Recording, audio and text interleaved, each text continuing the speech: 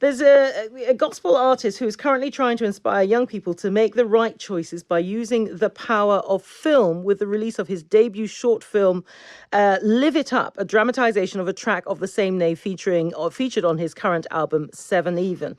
Here to tell us more about his album and what inspired him to help highlight why it's so important for young people to make the right choices is JayEss. Good morning. Good morning. Great to have you in the studio. Tell us a bit about the Live It Up, because, I mean, it's unusual to have a dramatization of a track. So how did this come about? Well, basically, when I had made the song, I had envisioned it as being a short film. Mm-hmm. So I wanted to really dive into like the characters and really expand on what I was talking about. And the song is really about choices in life and how you see your life in terms of how well you're living your life. So you have an individual who's living his life on the streets. He's going out with his friends, but he's not really taking care of his responsibilities at home. But he believes that he's living it up because he's got the fast cars, he's got the girls, you know. And then you've got another side to a young person's life where he's living for God. He's out there helping people, and he's being respectful to his peers and women. And he believes he's living it up. So really and truly, both of them are justified in saying that they're living it up. But what we point out is the negative results of living that kind of lifestyle. Yeah. And I mean, your journey towards becoming a Christian in itself is a whole story, isn't it? I mean, I understand that Dizzee Rascal was a young recording partner when you first started out. Yeah, look at him now. And grime is really on the up with Skepta and all of that kind of stuff.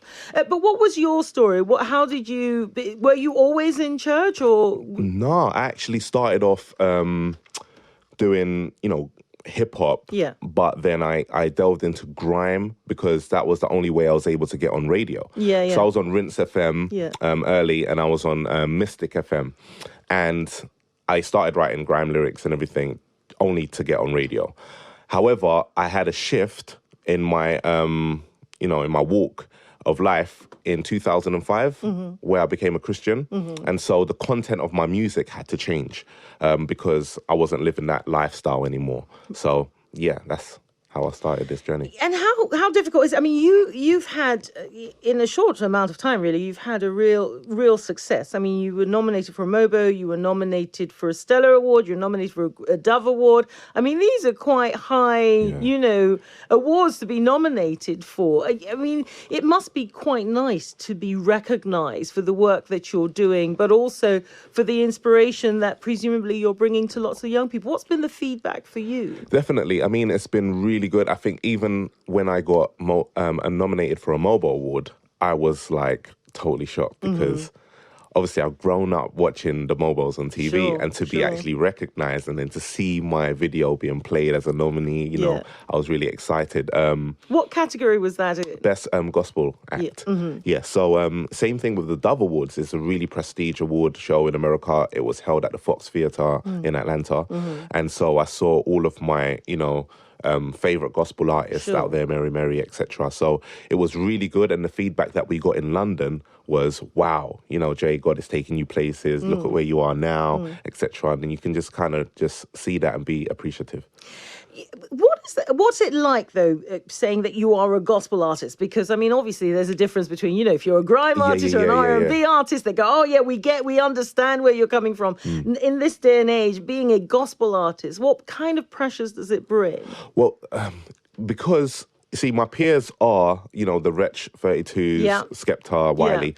So I really talk about, the same things, but I come at a different angle. Yeah. But to be called a gospel artist kind of pigeonholes you, where people feel like, we can't listen to him because he's for, the Christians. Yeah. Whereas my content is something that you can listen to and relate to and be like, okay, I feel that song, or that song was deep. Yeah. So those are the only problems I see with the labels. But in terms of on a general scale, the music is on par.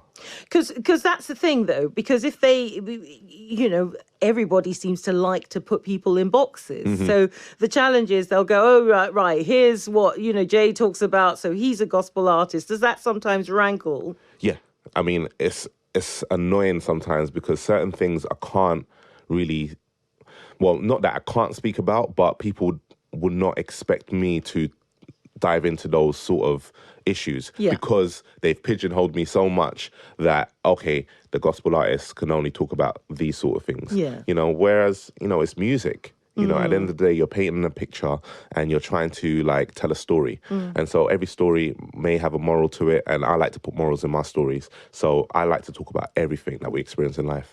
And can you sustain a living being this gospel? That was a real question. You know, I have to ask some real question, man. You know what? you could, you know what? It's all about, you know, business is, you know, supply and demand or demand and supply, you know. So if there's a high demand for you, then you'll be out performing, you know, every week. Nearly every day, you know. And so you can sustain a living, but it just depends on how much people want you, you know, out there. Because there is a market. There are people that listen to it, like millions of people love it. So, and it's not only in this country. You have, you know, Europe and you have America. So because of the market presumably will be bigger in America than it is here, or is that? Yes, it is bigger. But then again, I'm doing hip hop, so hip hop is growing rapidly. Especially Christian hip hop is growing rapidly in America. However, you still have the Kirk Franklins and Mary Marys who dominate the radio and play out there in America. But gospel hip hop has been around for a while. I mean, I remember interviewing Grits ages ago. Do you know what I mean? I mean, you know, there are lots of people who I've interviewed in the past who have laid the bedrock for it. I'm surprised it's not more popular. Yeah, it's the commercial, KRS-One, the commercial aspect of it. Because I think what Lecrae has done and Reach, they have pushed gospel rap to another level into the more mainstream arena. And so it's a lot more recognized than it was like 10 years ago. And even the production level has stepped up dramatically. So I think, you know, there is definitely a growth there.